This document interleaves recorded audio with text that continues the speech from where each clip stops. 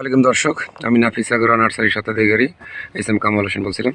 দর্শক, আজকে যারা পেঁপে চাষ নিয়ে শঙ্কিত, কোন জাত চাষ করবেন, কখন চাষ করবেন, কখন ভালো মুনাফা পাওয়া যাবে, তো ভিডিওটা তাদের জন্য। দর্শক, আমি আমার এই যে প্রজেক্টের আগে উঠিয়ে দিয়েছিলাম, এখানে প্রায় 150টার মতো টপলেট জাতের পেঁপে গাছ লাগাইছিলাম, হাইব্রিড।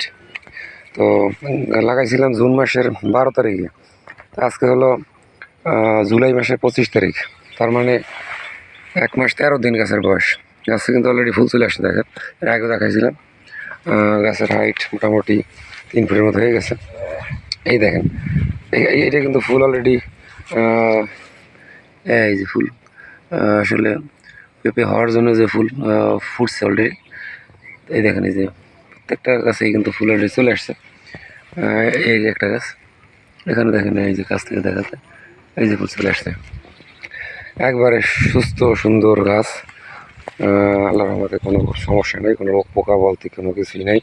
তো আমরা দেখেন, এই যে বাঁশের খুঁটি, যেটা অলরেডি আমরা গাছের গোড়া থেকে প্রায় 6-7 ইঞ্চি দূরে আমরা শক্ত করে বাঁশের, মানে গোড়ার দিকের যে বাঁশ, সেই বাঁশের একটা করে খুঁটি আমরা দিয়ে দিয়েছি।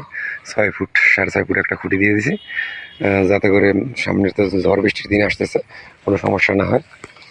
তো এই গাছটা যে দেখাইছিলাম ভাইরাস হয়েছিল, পরে আমরা নতুন করে একটা চারা লাগাই দিয়েছি।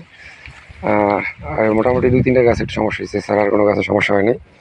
দেখেন, এখানেও সব গাছেই ফুল চলে আসছে, কোনো গাছ বাকি নেই। এই যে এখানে ছোট্ট গাছ মাটি থেকে, এই গাছটা ধরেন এখান থেকে অলরেডি 12-13 ইঞ্চি দূরে ধরেন ফুলটা আছে। 12 থেকে 13 ইঞ্চি দূরে যখন এই ফলটা ঝুলে পড়বে, তখন আরও প্রায় এতটুকু অর্থাৎ গোড়ার থেকে মনে হয় 3-4 বা 5 ইঞ্চির বেশি মানে থাকবে না ফলটা যখন ঝুলবে।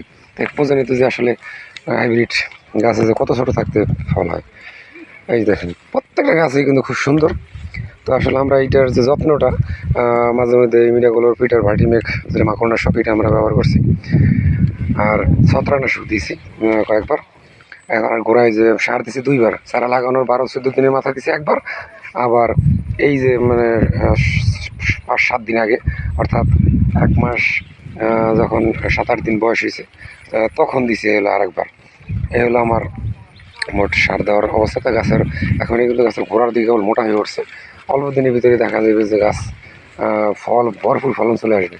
আমার মনে হয় যে 3.5 মাসে তো আমরা কাঁচাপি হারভেস্ট করতে পারি। আমার মনে হয় যে তার আগেই কিনা হারভেস্ট শুরু হয়ে যায়, কারণ এত অল্প সময়ের ভিতরে গাছের যে গ্রোথ মাশাআল্লাহ অনেক সুন্দর। তো আপনারা যদি এরকম পেঁপে চাষ করতে চান, আমাদের পলি হাউস, গ্রিন হাউসের টপ রেডি বা অন্য লালতের বাবু হাইব্রিড জাতের চারা আছে, বেশ কিছু চারা আছে। যদি চারার দরকার হয়, এবং চারা আসলে চারা লাগানো বিষয় না, এবং সঠিক যত্ন, মানে কীভাবে চাষ করবেন, সার ঔষধ কীটনাশক যা যা আছে, এগুলো সঠিকভাবে যদি আপনি ব্যবহার না করতে পারেন, তাহলে পেঁপে চাষে কিন্তু আপনি লস খাবেন। তো দর্শক, তো আপনারা আমাদের স্ক্রিনে যে নাম্বার দেওয়া থাকবে, নাম্বারে আমাদের সাথে যোগাযোগ করতে পারেন। পেঁপে চাষ বিষয়ে বিভিন্ন রকম, এবং আমার ইউটিউব চ্যানেলেও অনেক ভিডিও দেওয়া আছে। আমার হচ্ছে চ্যানেলটা সাবস্ক্রাইব করে দিন। আশা করি যে নতুন ভিডিও ছাড়ার সাথে সাথে আপনারা ভিডিও পেয়ে যাবেন, এবং বিভিন্ন তথ্য পরামর্শমূলক অনেক ভিডিও আছে। দেখেন, এই যে ছোট্ট গাছ ফুল চলে আসছে কিন্তু অলরেডি। দর্শক, আর ভিডিও আর বাড়াবো না, সবাই ভালো থাকেন, সুস্থ থাকেন, সবার সুস্বাস্থ্য প্রত্যাশা করে আজকের মতো এখানে। আসসালামু আলাইকুম রহমতুল্লাহি ওয়া বারাকাতুহু।